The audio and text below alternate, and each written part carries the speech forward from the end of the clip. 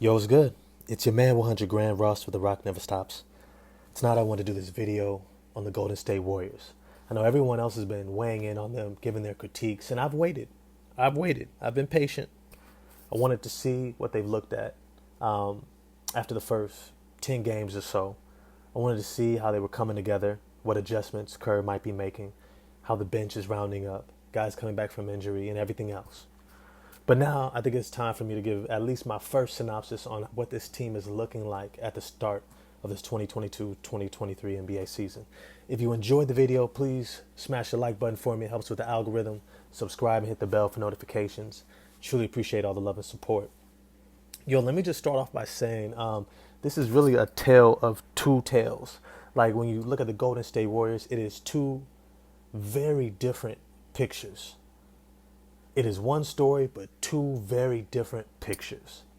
You have a starting lineup that is the best in the NBA.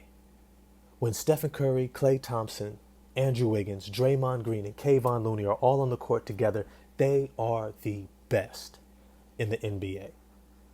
Despite Klay Thompson's shooting woes, despite Draymond Green's lack of a jump shot in offensive game, they have been spectacular. They execute their system. They have confidence. They have star power. Stephen Curry has been carrying them offensively. Draymond Green has been carrying them defensively. Kevon Looney and Wiggins have filled in admirably. Klay Thompson does his part.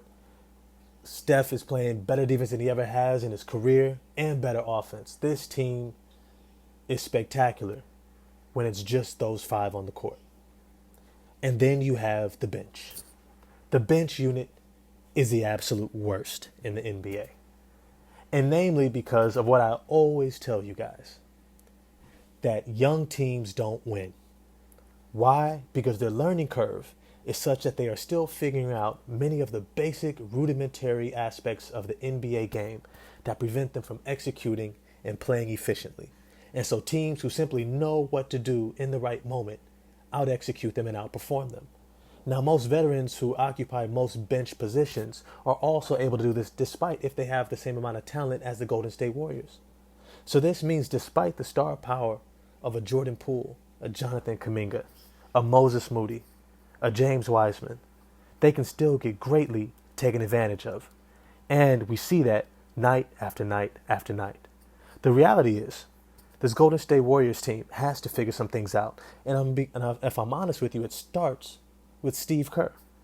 It starts with the man at the helm, because he is going to have to figure out how he is going to maneuver this roster so that he can get the most out of these players, because the reality is they have a commitment to these younger players. They have a commitment to the development of their star level talent. Let's be clear, James Wiseman and Jonathan Kuminga are star level talents. Jordan Poole is a star level talent. You take those three guys, you put them in Charlotte right now, they're each averaging over 20 points a game. They may not exactly be a championship contending team, but we would all see it. They would have the freedom and the space to play their games without the pressure of having to perform up to the standard of a championship caliber team. But that's the reality that they find themselves in. And so now they're figuring it out. And this is where Steve Kerr is also going to have to figure it out. Now, something that I've said many times before is that my first adjustment would be that you have to start James Wiseman. He's too talented to not get playing time, but he's too much of a liability when he comes off the bench playing alongside Jordan Poole, Moses Moody, and Jonathan Kuminga. Now, I know they have the veteran J. Michael Green, but he's still learning the system. He's learning the system. And as solid as he is as a veteran, nobody would exactly call him, I don't want to say this dismissively, but a high IQ player, right? Like he can execute a lot of veteran functions. He knows a lot of the basic things to do, but he's not somebody who is a highly cerebral player who plays based off of his cerebral skill set. Almost like the difference between him and, let's say, somebody like Joe Ingles, right? Joe Ingles' game is almost 100% about veteran savvy. It is about reading your angles. It is about figuring out how to reposition yourself and then position yourself to be effective to take advantage of what you may not see coming. He has to read in advance in order to gain an advantage, because his skill set, what he is able to do is almost 100% centered in his savviness, in his basketball IQ, much like Nemanja Bjelica was, right? But J. Michael Green still has some physical things that allow himself to impose his physical abilities in a way that those guys can't. He's still a really good athlete for his position. He has good length. He has good quickness, a great second bounce, which allows him to get those offensive rebounds. He makes solid passes, but he's also a really good shooter. And he can put the ball on the ground, and he can give you a little jump hook if he needs be. He's not a star, but he's more than a solid role player. But in this system, the role he has to play is far more cerebral. And as he's figuring it out, this Golden State Warriors team is going to have to figure out how to put as many other veterans who know the system around him so that the things that he doesn't know isn't held against him to the same degree. Now, the next thing that they have to do is they have to continue to integrate the other kind of unsung young guys. Two main individuals, Anthony Lamb and Ty Jerome. These two individuals are very, very cerebral. Very cerebral. Because they honestly don't have the physical gifts to impose themselves. They're also highly skilled. But most importantly, they naturally flow into the Warriors system. Their ability to move the ball. We saw this against the New Orleans Pelicans when they played that game. And those were two key individuals to keeping this team in it. And they were able to ride the talents of guys like Jordan Poole, Kuminga, Wiseman, Moody, right? They were able to ride those talents. But the reality is they're great stabilizers for the second unit. And so Kerr is going to have to figure this out.